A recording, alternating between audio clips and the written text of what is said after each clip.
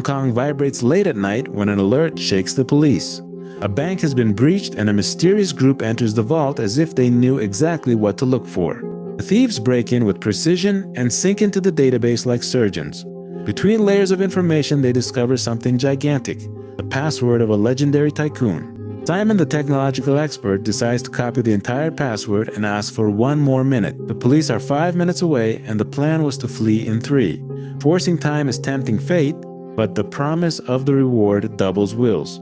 The team agrees to stay and Long Xiang, the leader, understands that he will not be able to stop them. He chooses to cover their backs while the clock falls like a guillotine. The police enter through the main door and their footsteps rumble in the hallway. Long Xiang orders an evacuation and the exit by the elevator becomes the burning nail they try to grab. Suddenly, they run into the officers face to face.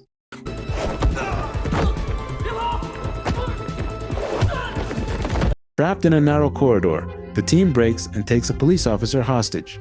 Returning to the elevator seems like a death trap, with no exits or room for maneuver.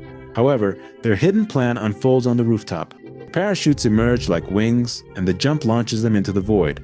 They land on a nearby casino and enter with confidence into the whirlwind of people. Quick change of clothes, coordinated movements, and the group dissolves among lights and noises.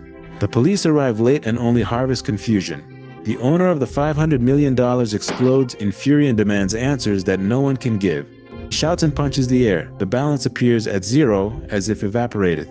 The police chief feels the weight of failure in every look. Technological gap is brutal and every useful camera falls under sabotage. Superiors order return to basics, street work and traditional surveillance. Before technology, they say mind solved what machines did not understand.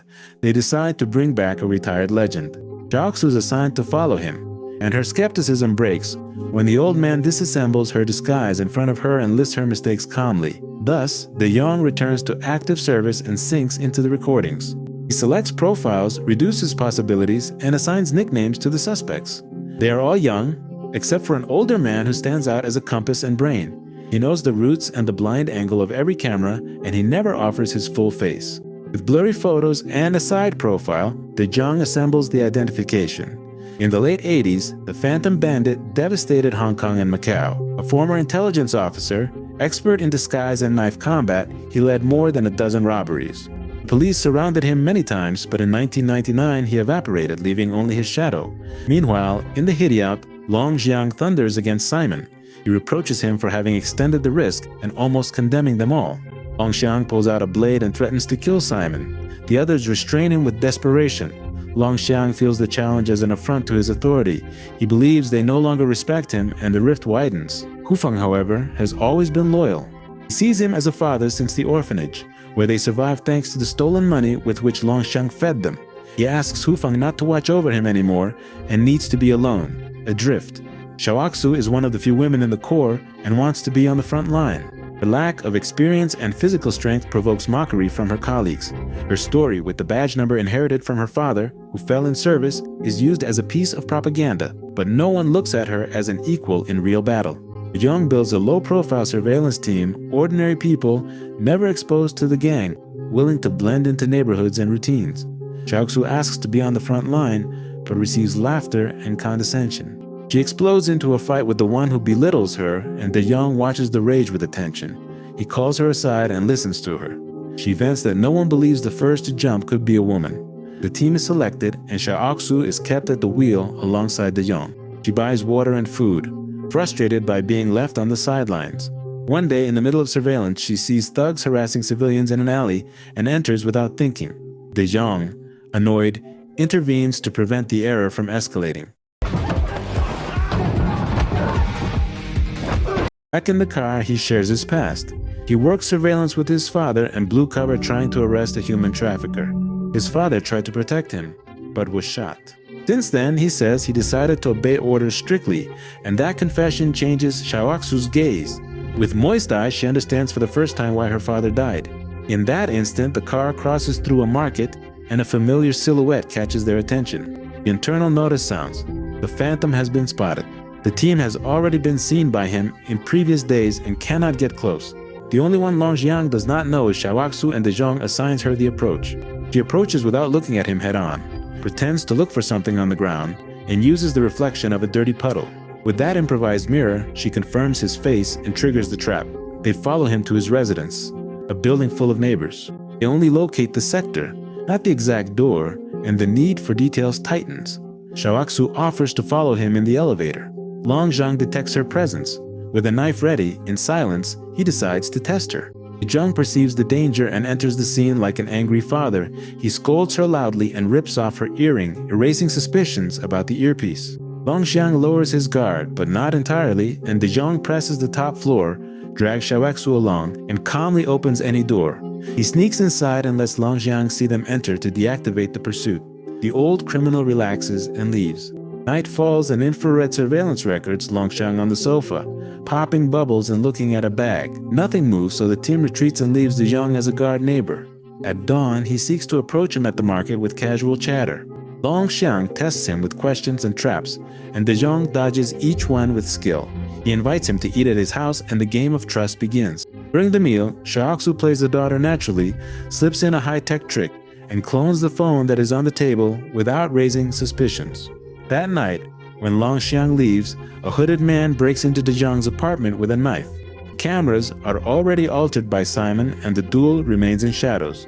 De Jong sustains the fight with skill, blow for blow, until it is a draw. At the same time, Xiaoxu decides to return to the police station with the copied phone. There, they detect that the images show Xiaoxu still at the house, and the deception becomes evident. The attacker receives a notice and aborts through the window. They discovered De Jong and Xiaoxu, but did not tell Longxiang. The police deduce an internal fracture in the gang. They intuit that they want to use Longxiang as bait, and that is why they will not touch him. The assassination attempt was a probing move to create chaos and rescue him, and with the plan failed, there will be new plays. Simon begins to recruit mercenaries online for a hit on a digital vault. 3 days later, Longxiang leaves and the team follows him like a shadow. Suddenly, a car rams head-on into the vehicle of De Jong and Xiaoxu right in front of the police station. Attackers shoot without measuring, and the asphalt fills with casings. Xiaoxu regains consciousness first, tries to wake De Jong, and a thug focuses on her. She reacts, takes her weapon, slides out, and downs several. She pulls De Jong to cover. He wakes up and orders her to transmit some braille characters that he saw in Longxiang's trash bag. They must send them to intelligence to decipher the hidden message. Meanwhile, Longxiang returns to the orphanage and finds the ambush laid. Simon wants to erase him before the police capture him, and he snitches on them. He judges him too old and dangerous for the group and decides to close the door on him forever, but the calculation fails. The assassins fall by the dozens. Longxiang stands his ground, taking them down one by one, refusing to let them end his life today. Then, a nearby figure appears and stops his hand. It is Hufeng, the adopted son who grew up under his guidance.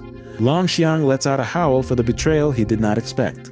Hufeng does not want to kill his father, but assumes responsibility for his younger brother and stands his ground. They point weapons at each other, and loyalty is wounded in silence. Longxiang does not dare to finish him off and only crosses his face with slaps. Hufeng, unable to return blows, throws himself into the void with him. Blood marks the cement, and the account remains open. On the ground, Longxiang stabs Hufeng's abdomen. He hugs him until his last breath and wishes for another life, to be his son by blood. Longxiang understands then that perhaps Hufeng did not plan to betray him, but the revelation comes late. Simon's camera transmits the scene, and another decision prevails.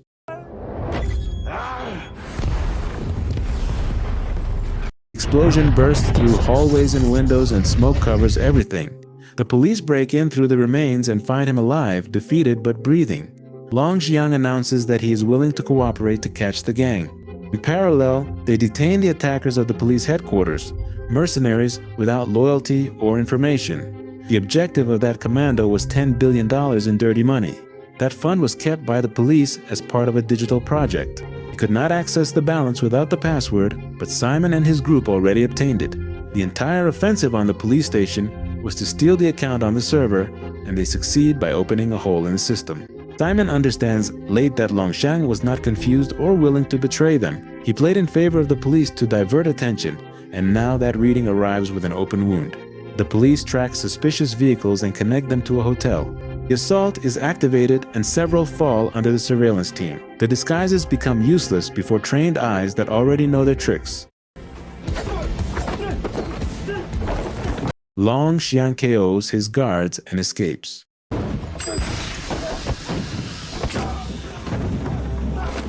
Simon arrives at the train station with a trail glued to his back. A young officer follows him and prepares for the capture when a knife strike reaches him. The attacker is Long Xiang, who eliminates the police officer and lunges after Simon. He catches up to him and stabs his disobedient adopted son until he dies. Almost all of his protégés are left out of the game. Without knowledge of cryptocurrencies, Long Xiang cannot move the funds. He decides to return to old methods. He threatens a wealthy businessman and demands 10 million in cash in exchange for his digital currency. Li Zhong and Xiaoxu anticipate the move and confront the businessman. They confirm the meeting point and tighten the encirclement. Xiaoxu arrives first and observes the surroundings calmly. Long Xiang sits in front of her and his pulse does not tremble while the reinforcements approach. When De Yong enters, Long Xiang responds with a knife and precision. The veteran falls at a disadvantage and is one step away from being finished off. Xiaoxu gets up, steps in between, and saves him at the very last second. The sound of sirens grows and the old criminal cuts off his retreat. He has no way out and flees through the streets until he falls into a blocked corner. Xiaoxu coordinates the units and closes the perimeter. She identifies herself as a police officer and orders his arrest. He goes to prison, but the curtain does not close. Fang and Simon are not twins. They are 2 out of 3. Another brother remains free, and a search warrant against Long Xiang appears on the dark web. The confinement might be his temporary refuge because behind Simon there could exist another mastermind. Perhaps that is why he chooses the cell, to weather the storm that is approaching. The city returns to its noise, but the threat does not disappear. The digital board remains open, and someone else is moving pieces from the shadows. The next move is already being prepared in silence. If you made it this far, why not click this video I recommend next? I guarantee you'll love it.